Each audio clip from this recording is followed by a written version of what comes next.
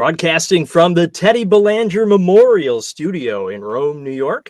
My name's Todd Emanuele. Welcome in. Oh, and we got Ryan Boyles alongside of me. He's way over there this time on the far side. We're normally next to each other, but now he's on the far side. If you're watching, we got to put the guest of honor in the middle, right? Right, of course. Welcome into episode 108 of the Avetts and Beyond. And we have a very special guest here, first-time guest. We've had many of his friends on the show before, so this is cool to have the fiddle player from the Serpents, David Childers' band, the Serpents, is here. Hey, Geoff, thank you so much for coming on with us. We appreciate it. Hey, thanks for having me. It's awesome having you. And tell me a little bit about your relationship with David and Robert and how you got going with the Serpents. How long have you been in the band and all that good stuff? Oh, that's a good long story. we like long stories. It's all good. Yeah. So let's see. I moved to North Carolina from Arizona, and for like the first year living out here, I was in Gastonia, and I wasn't playing with anyone. Did you know anyone? No one. Oh, okay, wow. So you just happened upon David on the roadside, or what? No. So you may have heard of Freeman's Pub in Gastonia. They were doing, they're friends of ours, and they were doing like a soft opening, and a couple guys were going to be playing some music, and my now ex-wife was talking to the guys, like girlfriends, wives, whatever, and they're like, oh, my guy, he plays fiddle, y'all should jam together. So they're like, oh yeah, tomorrow night, bring your fiddle. So went out to Freeman, sat in with them for a whole show, and then at the end of the show, they're like, oh hey, we're recording an album tomorrow. You should come do that. Wow, just come on. We'll add in a fiddle. Sure. Well, they give me this address, and I get there, and it's like this like nice condo building, and I'm like, where the heck am I? And go upstairs, and when I'm in this little apartment, and it was Robert Childers' place, so he was doing like a single mic recording of the three of us for that.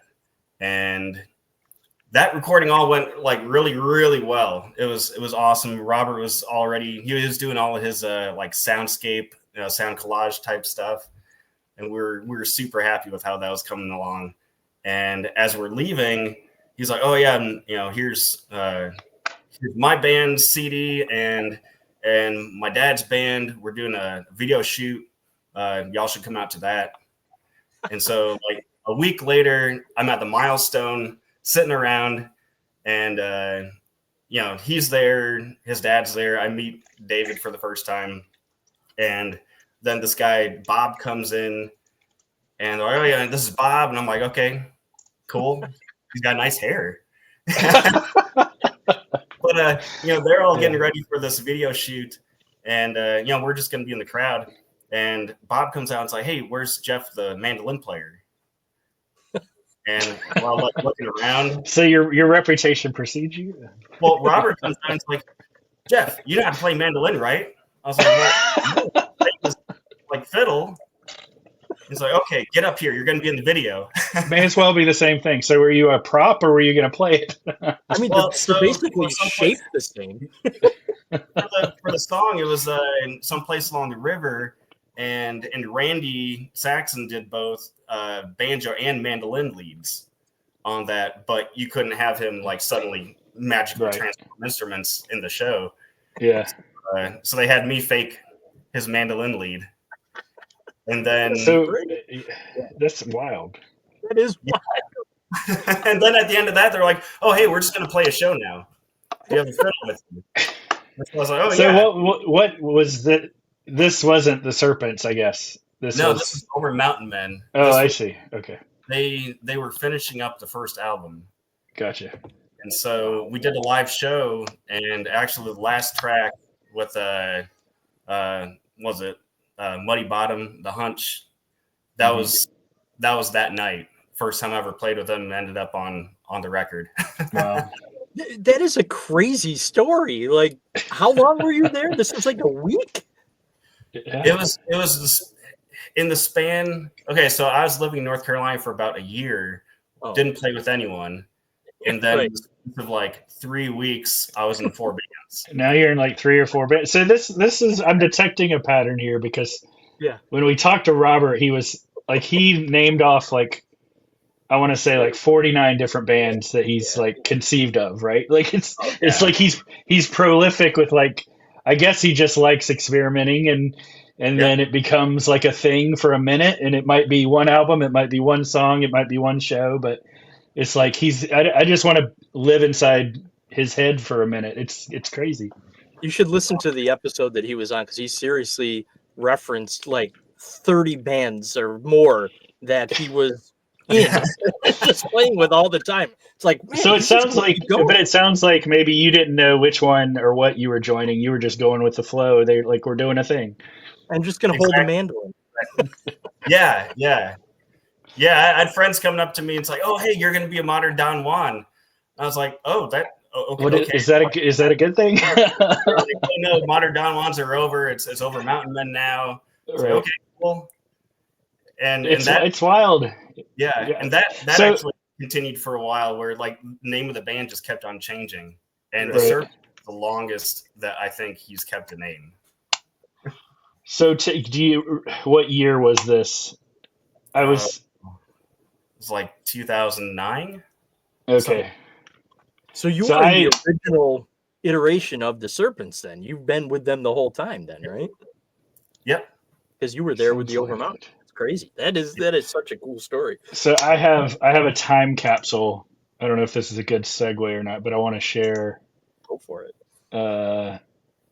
So the first time I ever saw you or David was at Hopscotch in Raleigh Oh, so this looks like 2013, and this is back when I used to actually take my concert photos and make albums and stuff and so I found this treasure trove of like really cool artsy Instagram looking pictures. Oh wow. And it's you and him and I could have swore Bob was there that night, but I feel like he was just off to the side or something. I don't know. And then there was this guy that had a two-neck guitar. Yep, that's Randy there. and I was like, I thought this was like a ZZ Top situation. I don't know.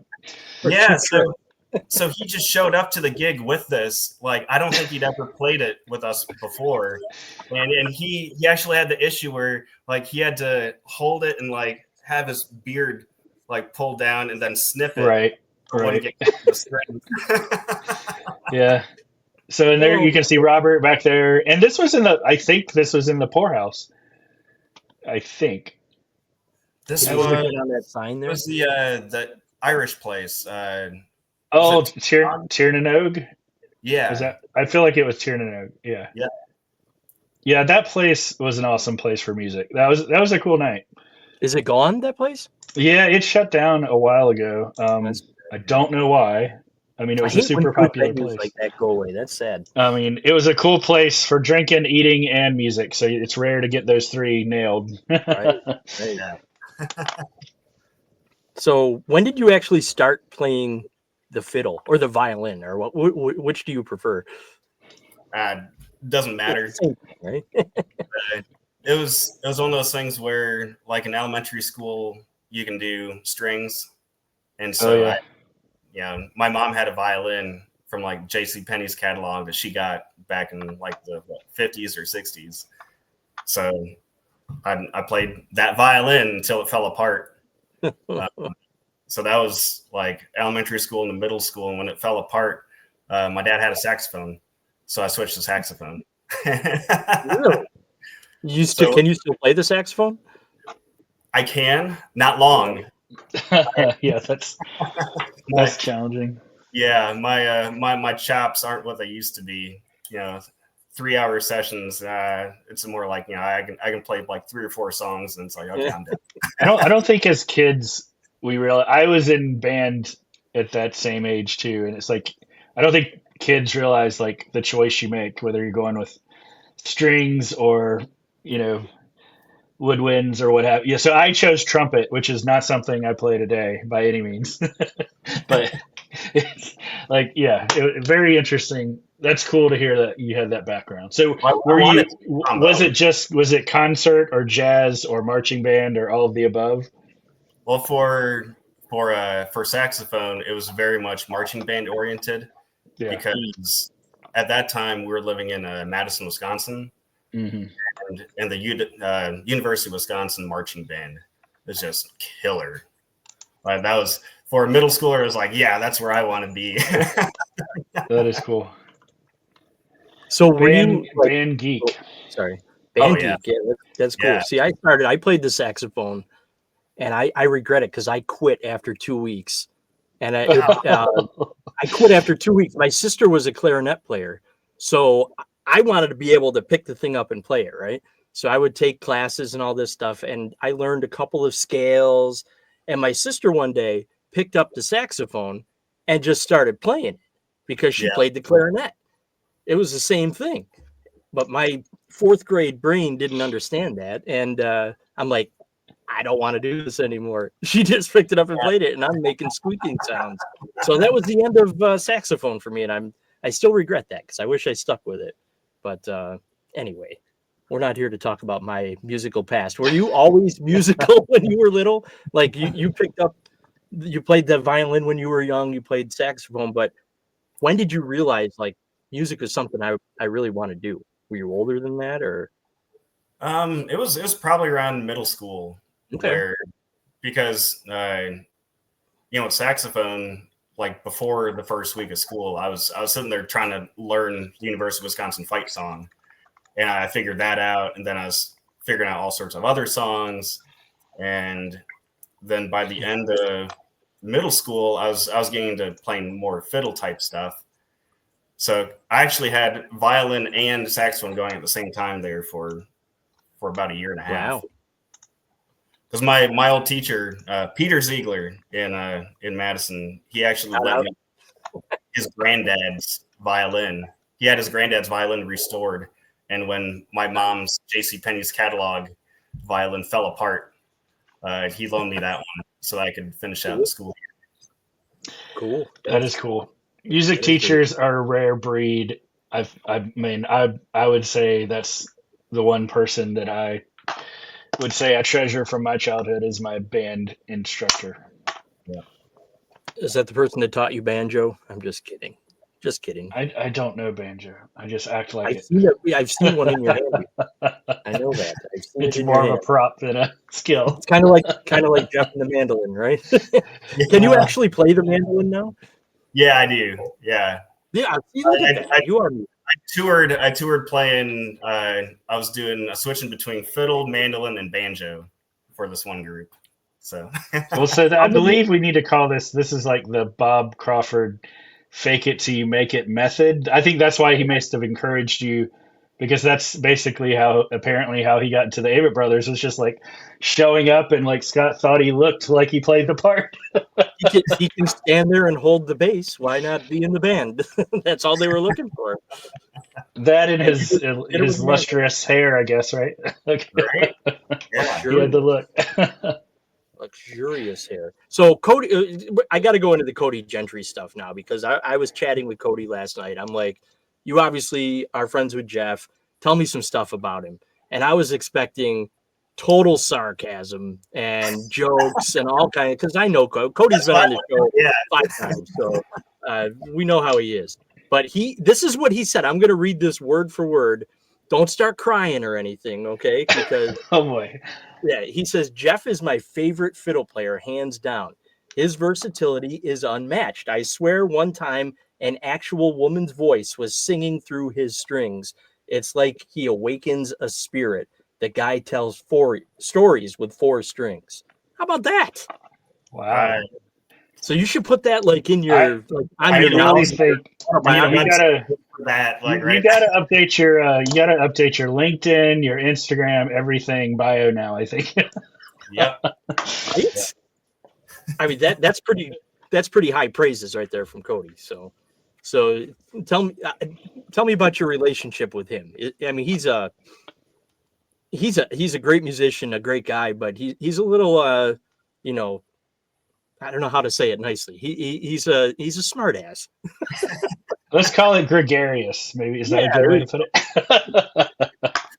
Man, I love playing with Cody. I love just hanging out with him, and that's really the reason that I started playing with him. You know, whenever everything aligns, it's just so much fun hanging out with him, and cutting up.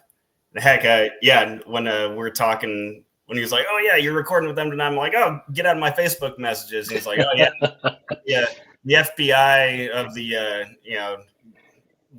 infiltrating the fiddle scene." I was like, "Oh no, cross tuning." Nice. Yeah, well, we love having Cody on. He's a great guy. So talented too. I've been a fan of him. I saw I was introduced to him. David Childers was doing like a live stream event on Facebook, just playing music, and he had Cody come to his house and play some tunes. I'm like, wow, this guy's amazing. And I reached out to him like, I don't know you from anything. Would you come on my show? I would love to talk to you. And we hit it off. It was just great. And I've had him on a bunch of times, and I love talking with him. And he's going to be a big star in music, I think, one of these days. So he also says, I got to tell you this. He said you have some great David stories from the travel days. And do you want to tell any of those stories? Anything off the top of your head you can think of that are great stories? I love juicy stories about things going on the road. So if you got anything good on David, tell us. You won't mind. Do you want to take a commercial break and we can come back? I'm just kidding. We don't have commercials. I can put on some Jeopardy music. Yeah. No, I put you on the spot. I'm sorry. Like, usually, so the craziest stories were all ones that have all been told to me by like Robert or by Randy of the days, back during the modern Don Juans, some crazy trips up through the snow. Another time in Amsterdam where apparently they hit a roundabout and David thought they were at the venue and he just got out of the car and they had to chase him down. What? Yeah. You got to get Robert to tell that one. I asked Robert for crazy stories and he didn't give me anything that night. Maybe I can't remember. Maybe he gave me one good story. I put him on the spot too. I'm a sucker for crazy stories, but I got to prepare you. I should have told you about this in advance. But I got to do the what do we call it, like the McMenamins tour or whatever in the Pacific Northwest, and of course up there certain things were legal, and so we were all partaking as we were going around, and that was the first time I think that any of us had discovered the infused drinks. Oh boy! There were a couple nights where, like, after a couple of those, it was like, "What are we doing?" Oh yeah, we're supposed to play music. Supposed to play music now. Okay. Yeah. Where's my mandolin? Yeah. Oh man! All right. So McMenamins, that's like Portland, right? Yep. Okay. I know the Avetts have played there. Are you an Avet fan? Bob, obviously. You listen to the music? So that was another funny thing about meeting Bob the first time. Like, they're like, "Oh yeah, he's in the Avett Brothers," and I was like, "Okay, whatever, whoever they are."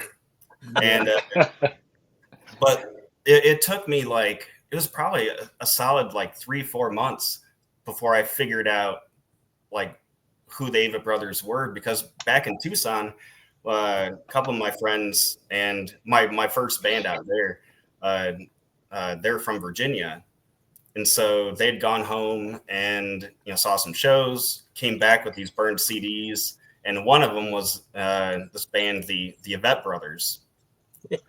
We're listening to it, it's like, man, these guys are awesome. They're like, oh yeah, and they put on a great show. And so I was like, yeah, the Avetts Brothers. And then it was a few months after meeting Bob, like I'm sitting around one day and suddenly just like, bam, it's like, oh wait, Wait, it's the Avetts brother. Oh, that's great. So you're like, Avetts Brothers is one thing, Avetts Avetts Brothers is another, and then it was like, boom, same thing. Yeah. Bob That's brought good. it all together for you. That's great. Yeah. Wow. So are you friendly with Tanya at all? Being a fiddle player, have you played with we her? haven't spoken much, no, but she's awesome. Yeah, killer player. We should get you together. But does she make a woman's voice come out of her fiddle? I don't know. She makes a male voice come out of hers. Okay. She makes a male voice come out of her fiddle. Okay. You guys should get together and play. And see a what happens. Canadian male. Okay. Okay. Just a whole bunch of A's. Yeah. Yeah. Right. Lord, we're gonna get roasted for this. Yeah, I know, that's bad. So Cody also said this. I have to throw this out there.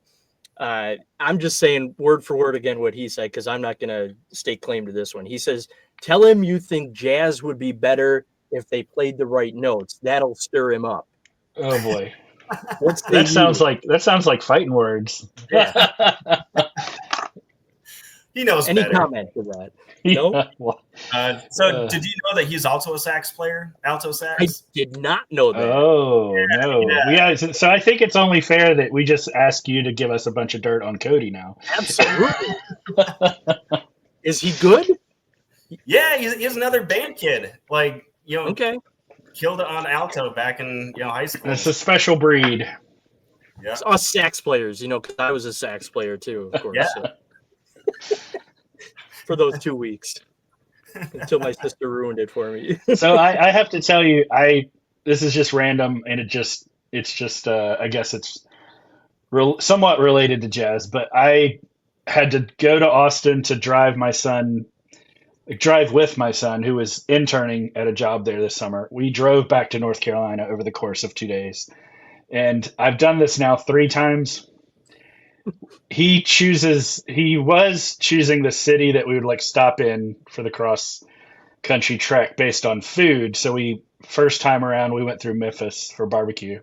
Ooh, nice. But then we were like, we can see good jazz there, I think. So it ended up becoming musically oriented. And this time we went through New Orleans just less than a month ago. And he had never been to Bourbon Street. We decided to go walk down.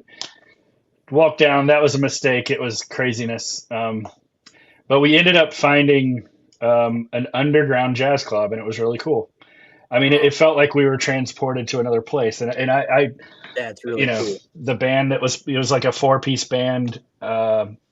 It was like being on another planet. I think it was amazing. And you had the best of both worlds with good food and good music in New Orleans. Yeah, definitely. That's pretty cool. Yeah, we had crawfish boil before that, so yes, we were very happy that night. You just reminded me of our episode with Abe Partridge where he was walking around New Orleans getting his dinner. And I mentioned that to Geoff last night that we had Abe on and he was wondering what the dynamic was of our show and stuff. I'm like, man, Abe Partridge was walking around New Orleans once, and the other time he was on it in the car driving to Atlanta, and we just talked to him for an hour. On tour. We should have special editions of the show that's just on tour. You have to call in from on the road. Yeah. Right. But the reason I'm asking, I guess, is there a different question about jazz is there any good jazz in North Carolina that you found or that you know of? I'm not sure. Oh, geez. I mean, I feel like there are a couple spots in Raleigh, but I'll admit I haven't been to them. Yeah, so in Charlotte, we got Middle C Jazz. I haven't seen much posting from them lately, so I'd have to check in and see if they're still going. But yeah, they started up a jazzer and they're getting all sorts of great stuff in. Cool. Is it close to you? Are you going to go check it out if it's open?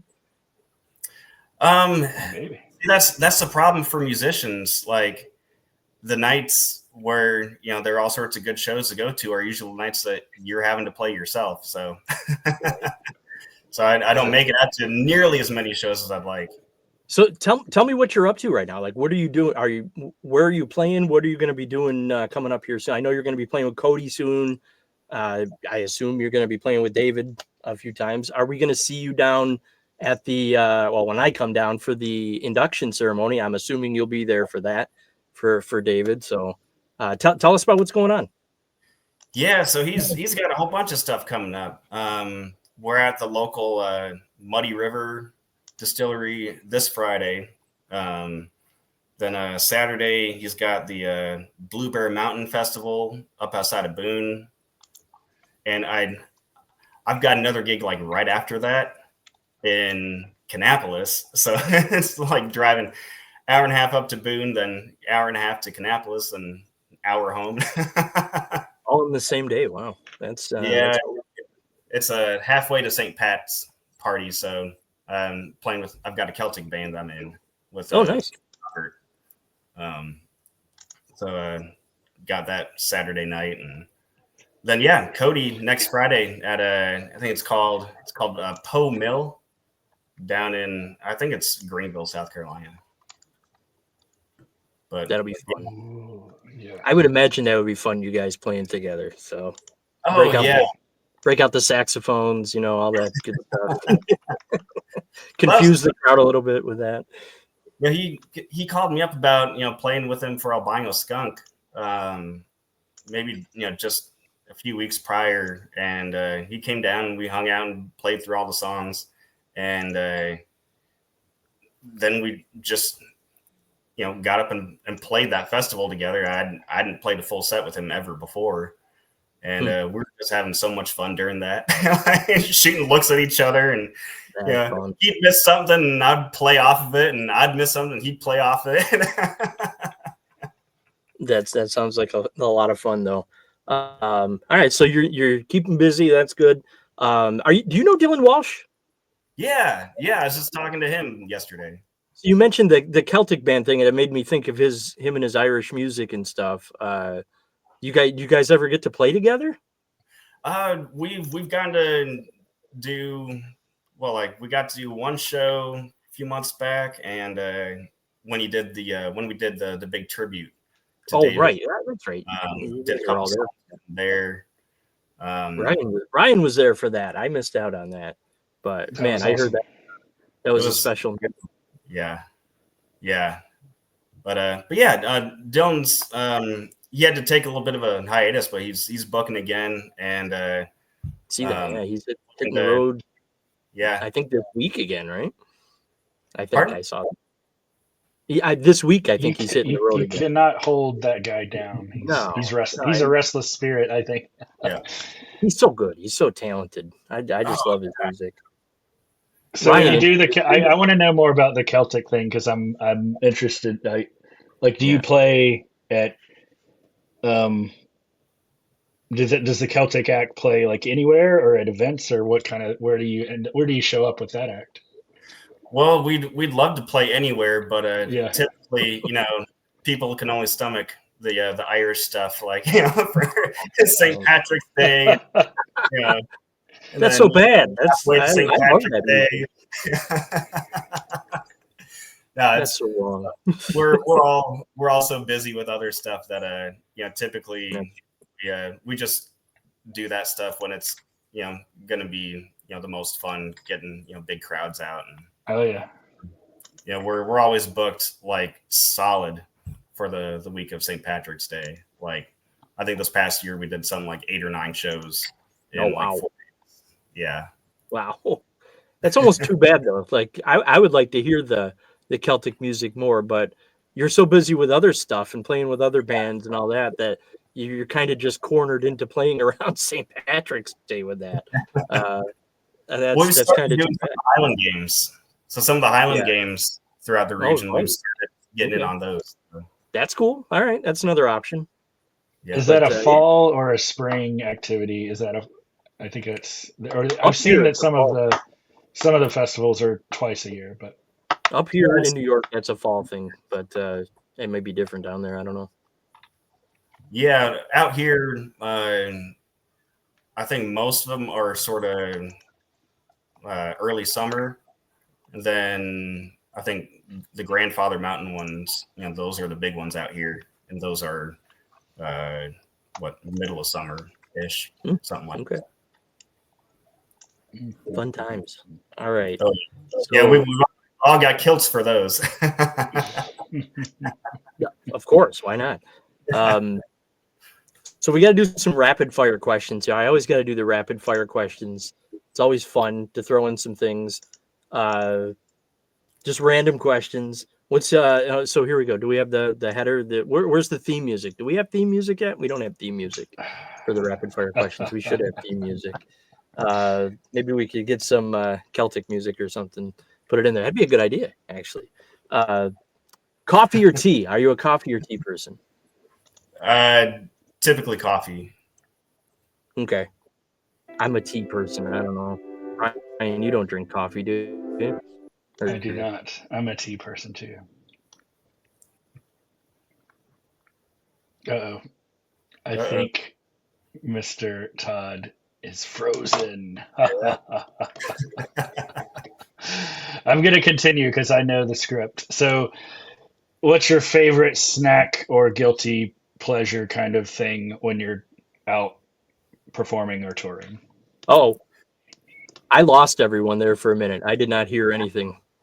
You faded away, but I continued. We're talking about favorite snack food on the road. Favorite snack food on the road. Did you know? That was one of my questions, of course. They're always one of my I know the script now, Todd. What's your favorite? We're going to let the man answer. Favorite snack food on the road? I'll have to watch the show to hear the answer. It's those giant bags of like trail mix that you get at truck stops. Yeah, Bob Crawford told us his was peanut butter pretzels. They have like big tubs of pretzels that they bring with them on the road, and that was his favorite snack. Favorite ice cream flavor? Did you ask that one, Ryan? I did not. Go right ahead. Favorite ice cream flavor? So it's a very, very particular one. It's the chocolate chip cookie dough made at the University of Wisconsin.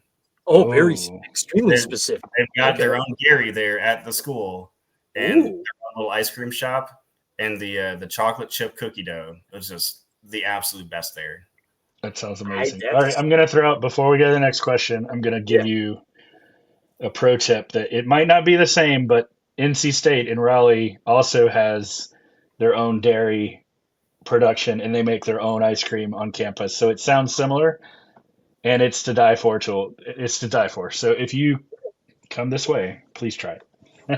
Will do. Is it specifically the chocolate chip cookie dough, or what flavor are you? No, I don't. I'm not. They got a lot of flavors. I'm not gonna play favorites, but I'm just saying they have a similar operation going on. That's cool. That probably happens a lot around the country at colleges, but that's very cool. All right, favorite city/venue to play in? Oh, you can give me two different answers too. It doesn't have to be in the same city. Like favorite city/favorite venue. Two questions in one. That is really hard. That's what we do here. Hard-hitting journalism, I guess. I don't think we can call this journalism. This sounds like gotcha, shock jock stuff. It's journalism. Yeah. It's journalism. Yeah. Where's that, Geoff? I'm not sure. Not an answer. No answer is an answer, and that's okay. What you got next, Todd? Todd is frozen again. Oh my gosh. I tell you what. Todd is going to have to get his internet computer guy from his neighborhood to come over to the house. I faded away again. I'm back. Oh, you're back. All right, go to the next question. I was about to jump in, but I'll let you keep going. I'm going to have to watch the show. That's cool. Favorite album front to back that you never get sick of, that you listen to? Jeez. These are the like heavy hitters. Yeah. It can be any gut check answer though. Yeah, what's your go-to album that you just throw on when you need music? Well, see, the problem is a lot of the stuff I listen to is like super old, and so like 78 era, and so listen to an album. Nice. So like one of my go-tos is like listen to old Django Reinhardt. Nice. Okay. That's cool. You know what? In high school, and it probably still holds true. The one I would always listen to, like from start to finish, was Smashing Pumpkins, Melancholy and the Infinite Sadness. Oh yeah. There you go. Good answer. Good answer. One of I those like one that. of those tunes just came on for me last night. I was singing along. Actually, this is weird non sequitur. The new Alien Earth TV show is playing rock music to end every episode, and it's got everybody in a tizzy because they don't think it fits, but it's always heavy metal. And like the week that Ozzy died, they played an Ozzy song, and last night they played Smashing Pumpkins. Oh, nice. So, pretty cool. Anyway, Pretty continue. cool. Favorite sports team? Do you have a favorite sports team? I've got a I have few. a favorite subject. Growing up in Wisconsin, like it, always got the Packers, Okay. Brewers. But then And you have to pick sides, right? yeah, and so I grew up for a while in New York, and my uncle was a Yankees fan, and so my mom decided that the rest of us had to be Mets fans. Oh God! Why did that's not what I thought? Not what I thought you were going to say. And we're Well, your also uncle's- Bills, and we're Oh, up there All right. for I think Did you- 4 Super Bowls. Yeah, That yeah, is- Oh yeah. Not go well. they did not. I feel like in North Carolina, when you move here, they also make you choose, but it's collegiate. It's like college teams. It's not we don't. Yeah, It's not so much. It's not so much. Like Packers or something. yeah.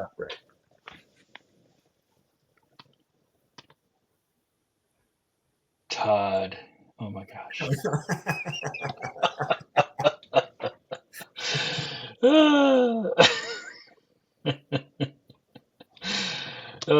I don't remember the rest of his questions because I was doing it from memory, so we're gonna have to move on. Man. All right. He probably can hear us. I don't know. What's that? I just thought of one of my favorite venues. Oh, go for it. It's the one where they do was it Song of the Mountain? Oh yeah.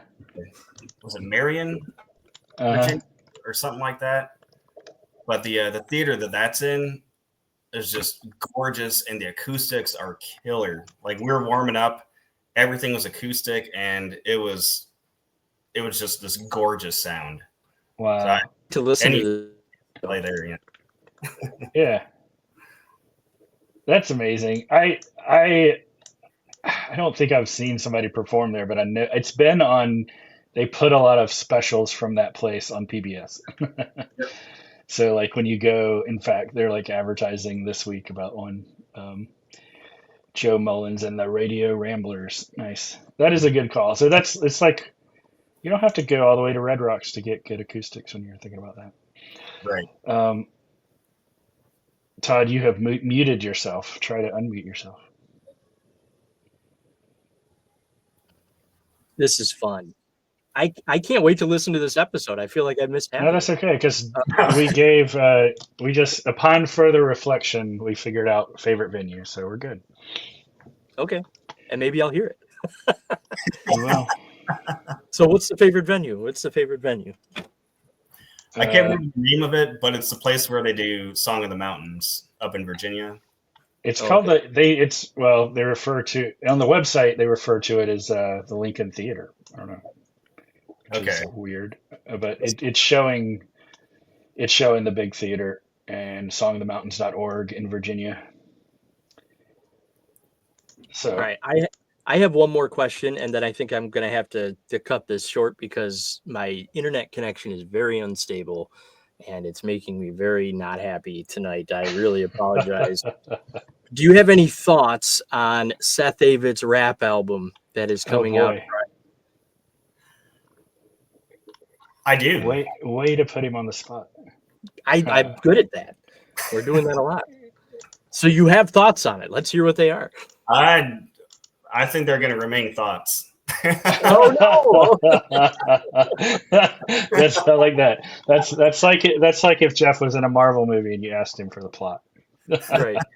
That's a No, safe answer. I've heard, I've heard one of the tracks off of there, and I mean, if he wants to do that, more power to him. I'm all for. I love it. Exactly. I don't know. I love the first two songs that came off of there. I don't know. I've heard both sides, both ways.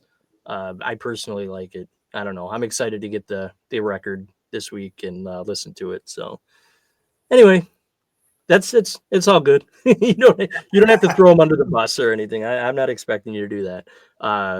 So you have thought. Whenever someone comes at you from left field, with a new musical style, the first reaction is always, "Whoa, no, this." Yeah, this why? What's going on here? yeah, but there's definitely room for it to grow.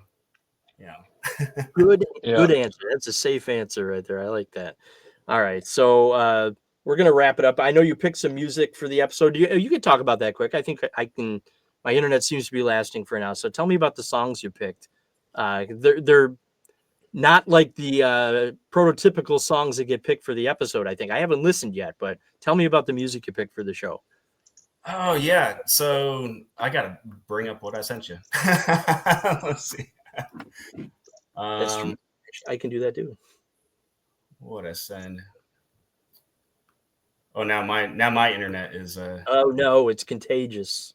You know what? I made a note here where I was getting all that. Contagious. Okay, yeah. So, one of them I sent was Chavalo Swing. That's by Dorado Schmidt.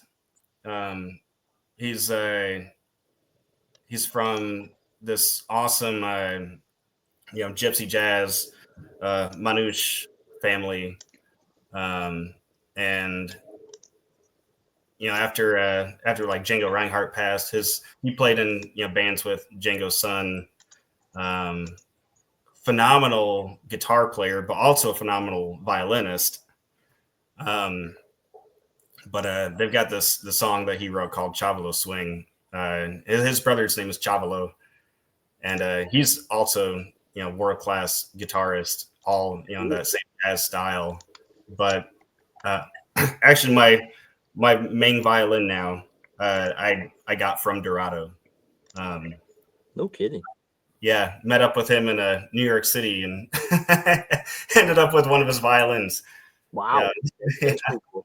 You've got some interesting stories of how you got into different types of music and how you got instruments and things. So I can't wait to listen. I haven't listened to the songs that you sent me yet, so I'm excited to. But what else you got going on there?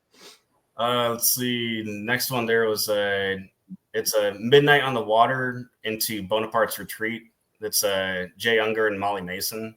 So Jay Unger and Molly Mason, they're most famous for the song "Ashokan Farewell," that everyone knows as like the Civil War series song.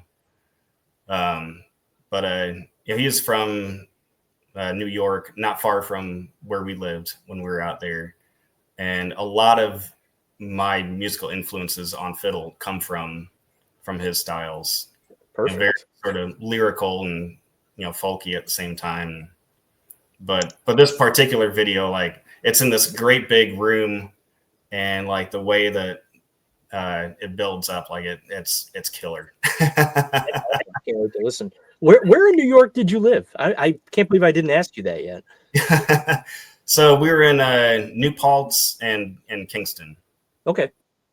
Yeah. That's downstate from where I am. Yeah. I'll just say that.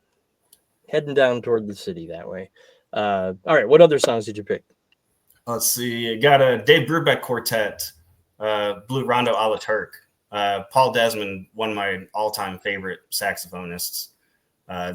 It was his style that I really emulated when I was in high school, to the detriment of